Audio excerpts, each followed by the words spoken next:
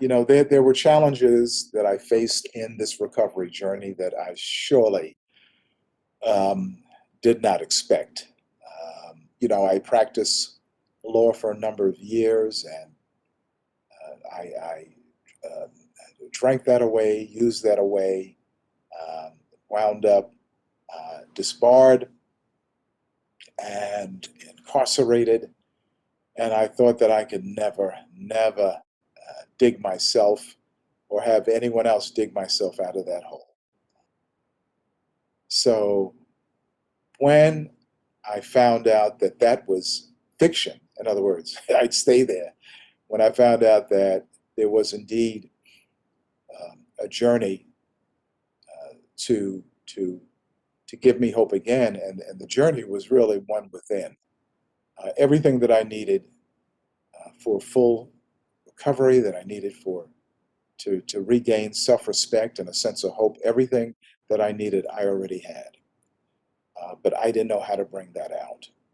So, as life is, once you begin to, get on a certain path, and I would say a healthy path, uh, obstacles come up, from every direction, and adversity comes up. And I'm saying, why? For example, my mother died when I was early in recovery. And I was very close to her. I could not understand death, and especially death without um, responding to it with drugs or alcohol. But I had to respond to it with myself. I loved her. I was hurt.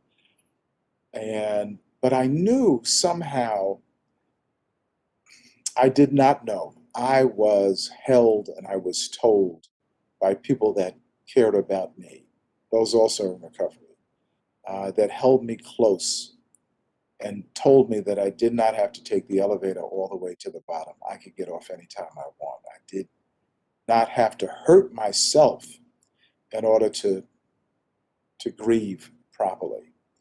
And so that was an eye opener for me.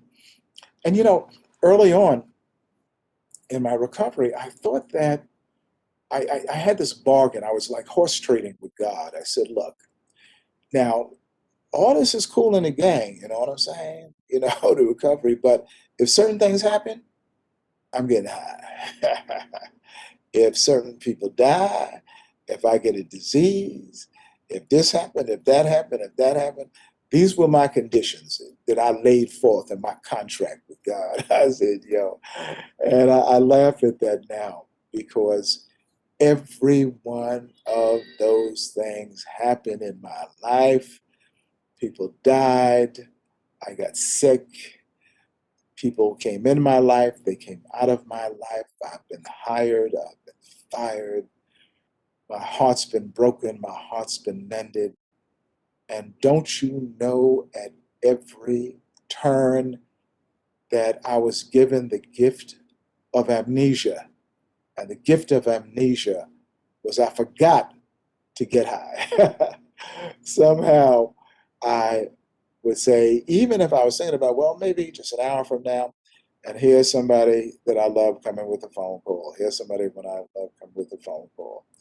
I also remember that I was just about to reapply for admission, for readmission to the bar, and um, there was a case that was against me that was not part of the original grounds for disbarment, but emerged afterwards, and it just caught me by surprise. And I was all primed and ready for the hearing, and then I was told that there's like new information, and it crushed me. We had to postpone it.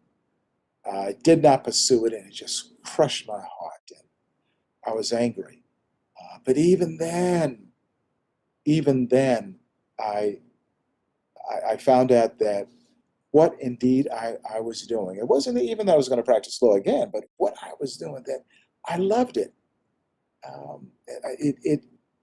It filled the holes that were, if any holes were there in terms of meaning and purpose, that job filled those holes.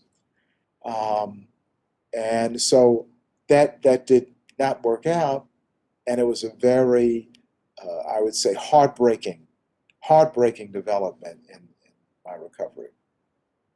So, um, aside from death, aside from loss, those are the things that rocked the boat, but the boat did not sink.